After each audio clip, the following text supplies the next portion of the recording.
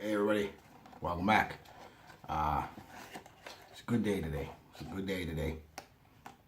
Like I said, I was in my truck, drove that around for a bit, picked up a couple nice cheap colognes, really nice cheap ones actually.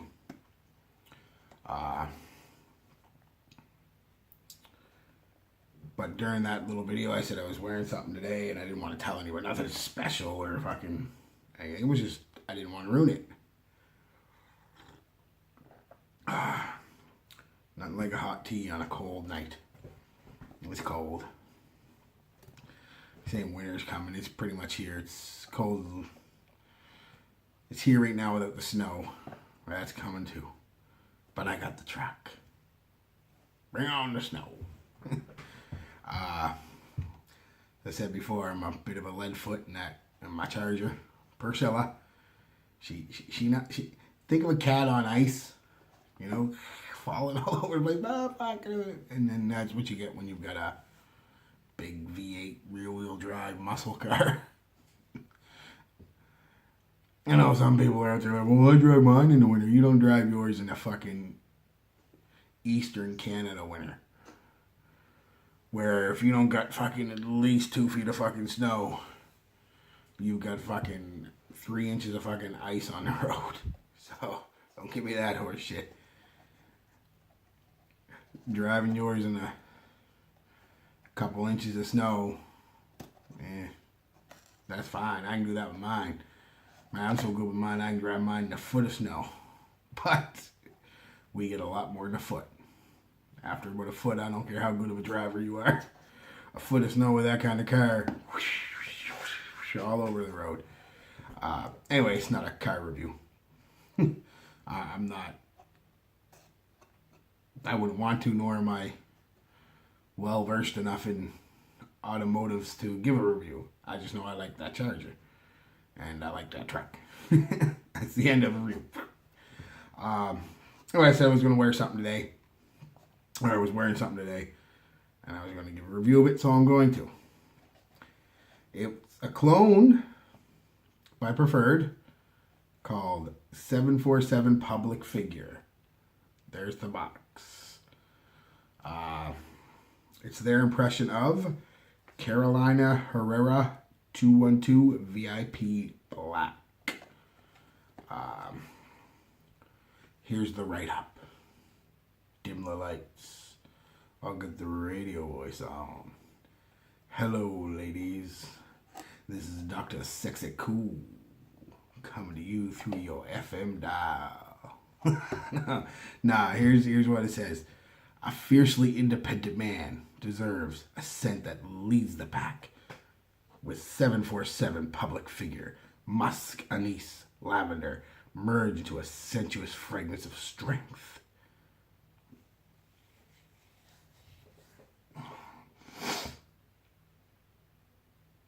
Yeah, I guess. Not that far off. So there's the box. There's the bottle. Okay bottle. The cap's horrible though. Like me. Watch out, put this on. No pressure. Don't pick it up by the cap. Dry down over here. I put it on about an hour ago. Actually, about an hour and a half ago.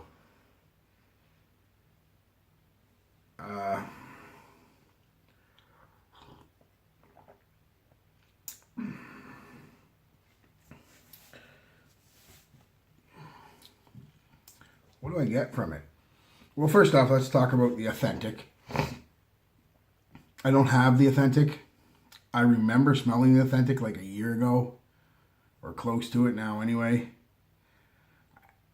I'd be lying to you if I remember what it smelled like. I just know it smelled... I remember my feeling of not really... Not liking it, because I do like it. Just that it was similar to a few others. Very similar to one, and I'll tell you what one that is. But very similar to a few others that I already had that it just... And at the time it was brand new, so it was fucking $130 or something plus tax. It's like, no, it ain't worth it. I find it for 20 or 30 bucks sometime in the future, I'll buy it. But yeah, anyway, I'd be lying to you if I told you I remember what it smells like, so it's not going to be a comparison.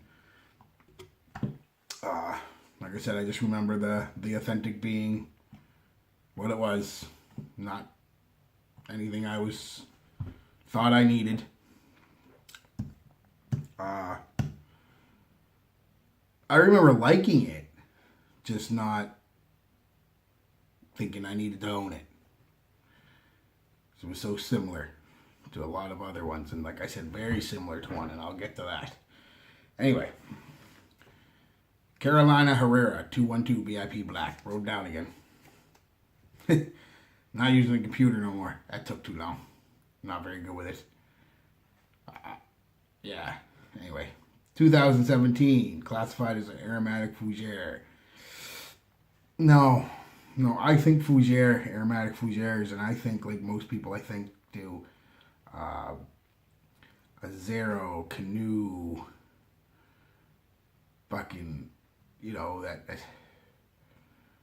potent Rive Gaucher, you know, that barbershop type fucking fougere. That's what I think. This isn't a fougere. I guess it's because it's loaded with lavender. They call it a fougere, but nah, son, nah. Accords are soft, spicy, vanilla, aromatic, musky, floral, and fresh spicy.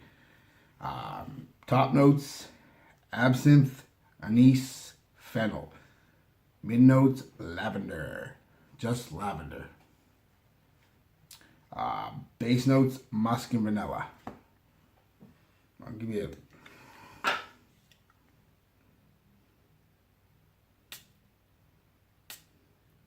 nice spray, short spray, but nice.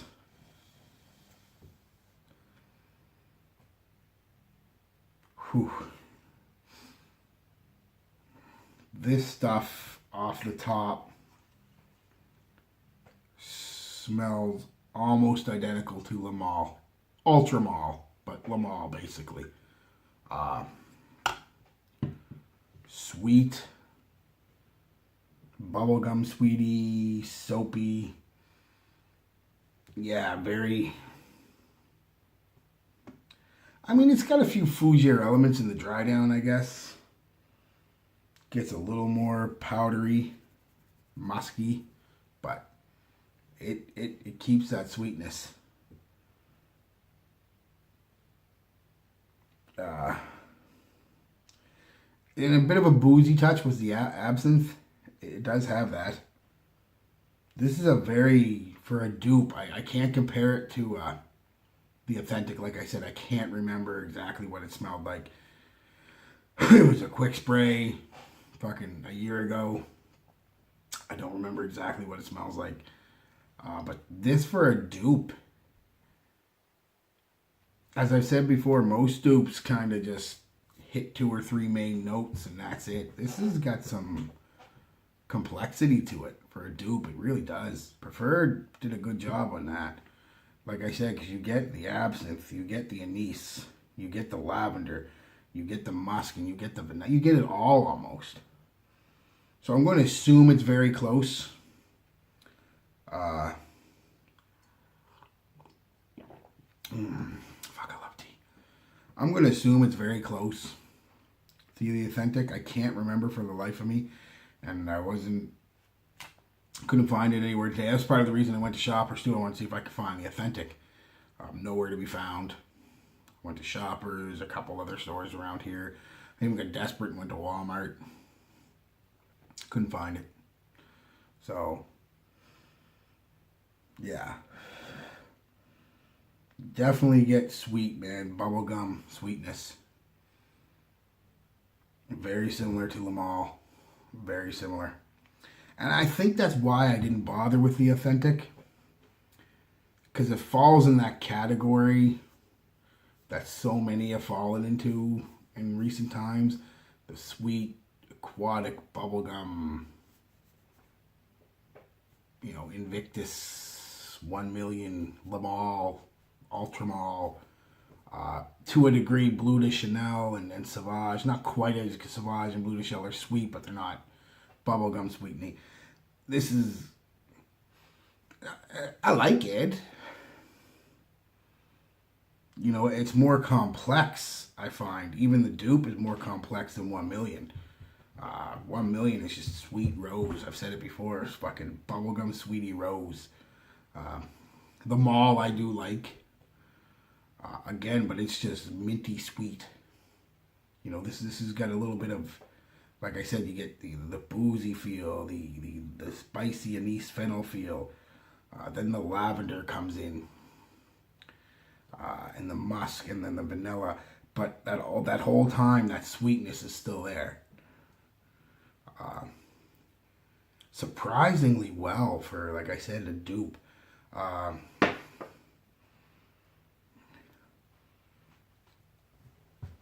Yeah, just surprisingly well blended, well composed for a dupe.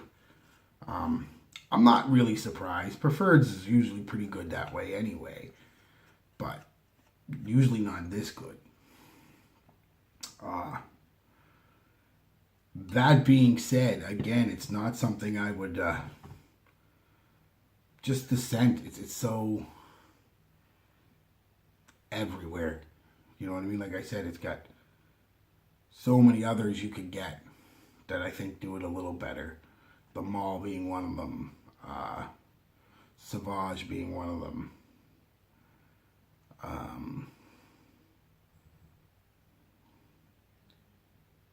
Trying to think of a few others, but Mr. Burberry is another one. Burberry Brit. It's a really nice, underrated cologne. Try it if you haven't tried it, guys. You can pick it up relatively cheap now. You know, very, yeah. There's probably, well, I know there's dozens of others that are,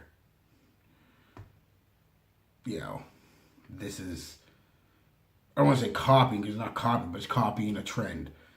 And colognes have trends, guys.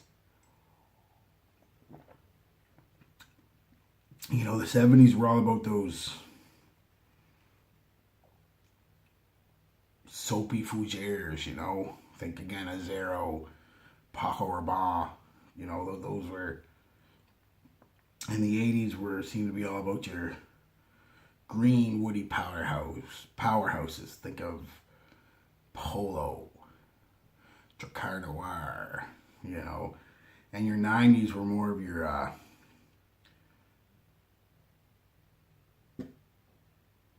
soft type unisex fragrances, and in your late 90s and early 2000s were even still soft aquatic fragrance, almost feminine stuff. This falls in that, I'd say falls in the category of the crowd pleasing generic, and that comes off as a bad indication to it, and it's not. Generic and crowd pleasing, I've said it before. What is wrong with that? You know, you're going to smell good, and people are going to tell you smell good. People, you know, people are going to like how you smell. There's nothing wrong with that. Don't, you know, but it is very generic and crowd pleasing. And nothing wrong with that. Like I said, falls into that Mr. Burberry, Sauvage, Bleu de Chanel, Le Male type fucking thing. Where it's a safe scent, I guess, if you will. And, yeah, this stuff is, I wore it today.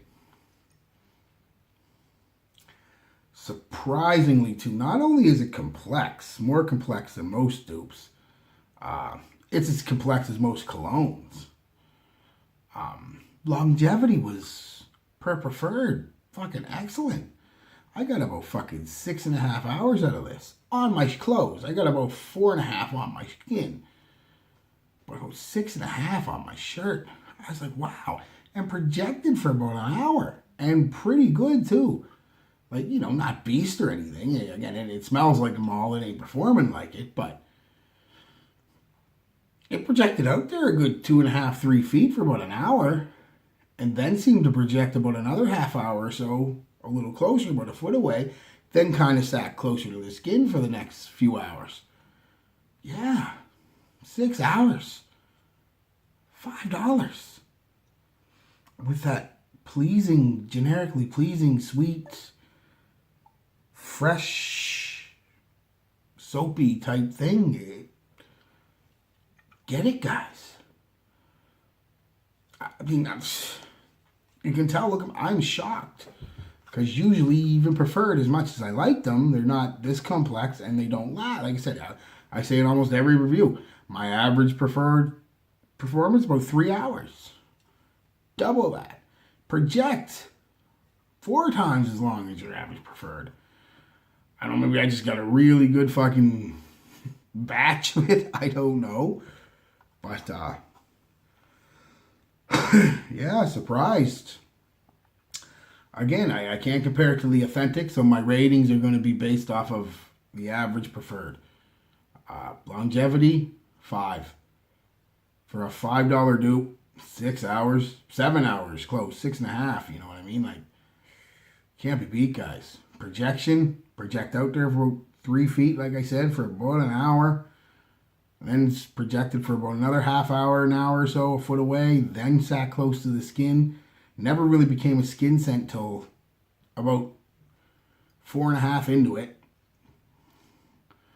But was still on me for a couple hours after that. It was just, you had to get fucking right up close, but you still smelled good.